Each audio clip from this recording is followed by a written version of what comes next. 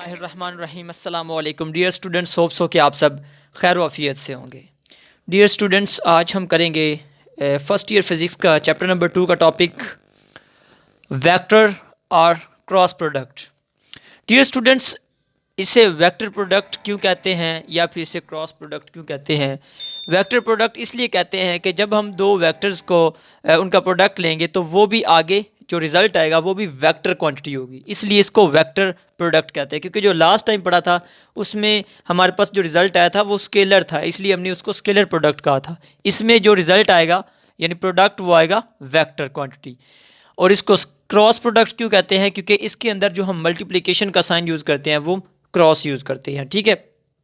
اچھا، اس کی ڈیفینیشن پہ آ جاتے ہیں۔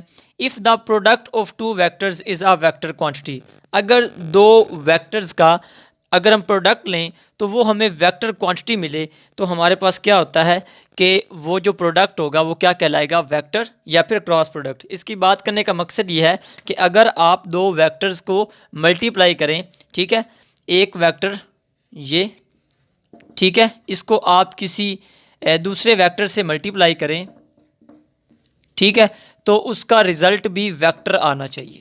کیا آنا چاہیے؟ ویکٹر آنا چاہیے۔ مین کے فرض کریں ایک اے ویکٹر ہے، ٹھیک ہے، یہ اس کا کراس لینا، یہ بھی کیا کرے کسی دوسرے ویکٹر بی سے ملٹیپلائی ہو تو ہمیں یہاں پہ کیا ملنا چاہیے؟ ایک ویکٹر ملنا چاہیے۔ تو وہ ویکٹر کی ایکویژن کیا آتی ہے ہمارے پاس؟ اے کراس بی آتا ہے ہمارے پاس اے بی سائن تھیٹا، اور ساتھ میں یہاں پہ این یونٹ ویکٹر آ جاتا ہے۔ اب کوسچن یہ ہے کہ جو ہم نے لاسٹ ٹائم کیا تھا اس میں اے بی کاس تھیٹا تھا، اس میں سائن کیوں آیا ہے؟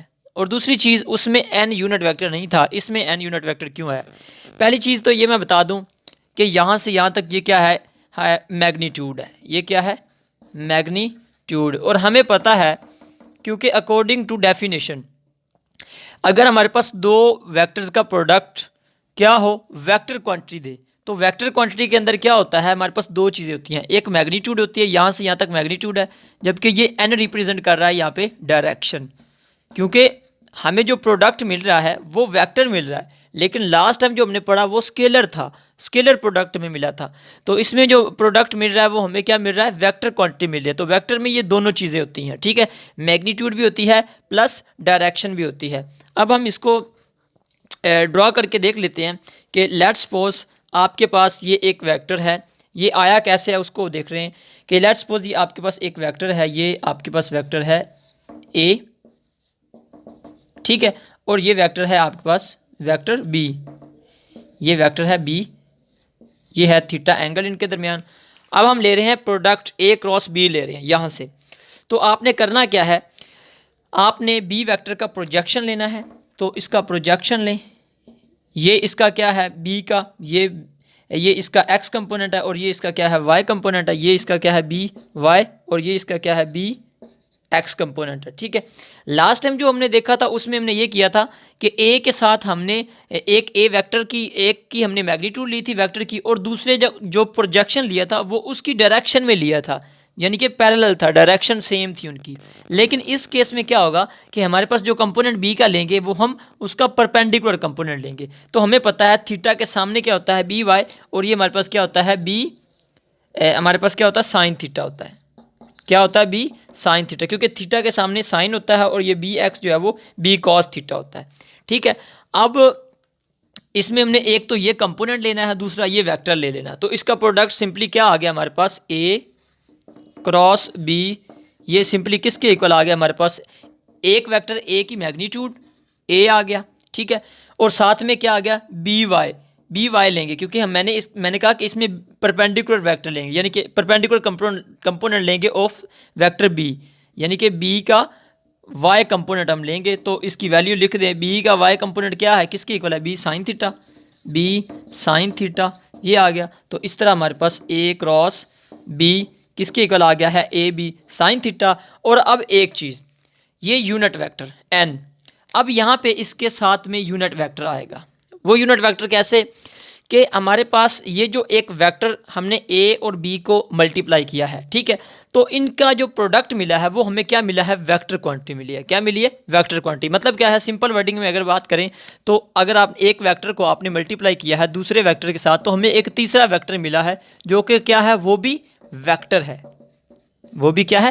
ویکٹر ہے۔ اب اس ویکٹر کی کوئی نہ کوئی ڈائریکشن ہوگی، کیونکہ میگنیٹیوڈ بھی ہوگی، ڈائریکشن بھی ہوگی، تو وہ جو ہمارا ویکٹر ہے اس کی ڈائریکشن ہم کیسے فائنڈ کرتے ہیں کہ یہ جو ہمارا اے میں ہم بی کو ملٹیپلائی کر رہے ہیں تو آپ اے کو روٹیٹ کریں ٹورڈز بی، تو یہ آپ کی کرلی فنگرز اس کی روٹیشن کو ایکسپریس کرتی ہیں، ریپرزینٹ کرتی ہیں۔ یہ آپ ان کو کرلی فنگر سے اس کو اس طرح کریں گے اینٹی کلاک وائز ڈائریکشن میں، اس کو آپ ایسے کرل کریں گے تو یہ جو تھمب ہے that will indicate the direction of resultant vector, جو آپ کے پاس پروڈکٹ ویکٹر آیا ہے اس کی ڈائریکشن یہ تھمب انڈیکیٹ کرتا ہے۔ اگر تو یہ اس ڈائریکشن میں ہم لیں گے تو یہ تھمب اس آؤٹ ورڈ ڈائریکشن میں ہوگا، لیکن اگر آپ اس کیس میں لیں گے کہ اگر آپ اس کو نیچے روٹیٹ کروائیں گے بی کو اے کی طرف تو پھر کیا ہوگا؟ یہ انورڈ ہمیں ڈائریکشن دے گا۔ اس کی ہم ڈائریکشن کچھ یوں بنا لیتے ہیں، یہاں پہ آپ اس کی ڈائریکشن یہ لے لیں، ٹھیک ہے۔ تو اس میں کیا ہوگا؟ ایک تو میں نے کہا کہ اینٹی کلاک وائز لیں گے اور یہ N basically represent the direction of the product vector, جو ہمارا سی پروڈکٹ ویکٹر بنا ہے اس کی ڈائریکشن کو یہ این ویکٹر ریپرزینٹ کر رہا ہے، اس لیے ہمارے پاس یہاں پہ ساتھ میں کیا آ جاتا ہے؟ این آ جاتا ہے۔ اگر اس کی ایگزامپلس پہ آئیں تو اس کی ایگزامپلس میں ہمارے پاس کیا ہوتا ہے؟ اگر اس کی ایگزامپلس دیکھیں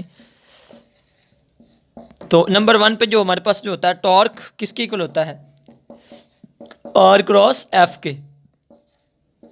اب اس میں دیکھیں یہ دو ویکٹرز ہیں، ان کا کراس پروڈکٹ ہے، وہ ایک تیسری کوانٹٹی دے رہا ہے جو کہ کیا ہے؟ وہ بھی ایک ویکٹر ہے، ٹھیک ہے۔ اسی طرح اگر ہم بات کریں اینگولر مومنٹم کی، جسے ہم کیپٹل ایل سے ڈینوٹ کرتے ہیں، یہ آگے ہم پڑھیں گے چیپٹر نمبر 6 میں، تو ایل کیپٹل ایل اس کس کی ایکول ہوگا؟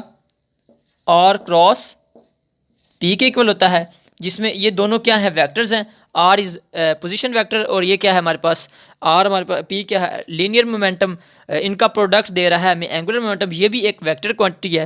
تو اس طرح ہم کیا کر فائنڈ آؤٹ کر رہے تھے کہ دو ویکٹرز کے پروڈکٹ سے ہمیں ایک ویکٹر مل رہا ہے، تو یہ کیا ہے؟ بیسیکلی ہمارا ویکٹر یا پھر کراس پروڈکٹ ہے۔ اور اس میں ہوا کیا ہے بیسیکلی کہ ان دونوں کے کراس کرنے سے یہ جو تیسرا بنا ہے اس کی یہ کیا ہے ہمارے پاس؟ یہ پروڈکٹ ہے، اور اس کی ڈائریکشن کیسے فائنڈ کریں گے؟ فرض کریں یہ ہمارا آر ہے اور یہ ہمارا کیا ہے؟ ایف ہے، تو آر کو ایف سے کریں گے تو یہ جو تھمب ہے یہ ہمیں کس کی ویلیو دے گا؟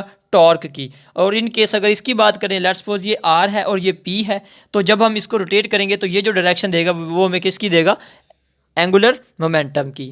تو یہ تھا ہمارے پاس کراس اور ویکٹر پروڈکٹ، اور اس کے بعد نیکسٹ جو لیکچر میں ہم دیکھتے ہیں اس کی کریکٹرسٹکس۔ اگر کوئی کوسچن ہے تو کمنٹس باکس میں لازمی پوچھیں۔ اللہ حافظ۔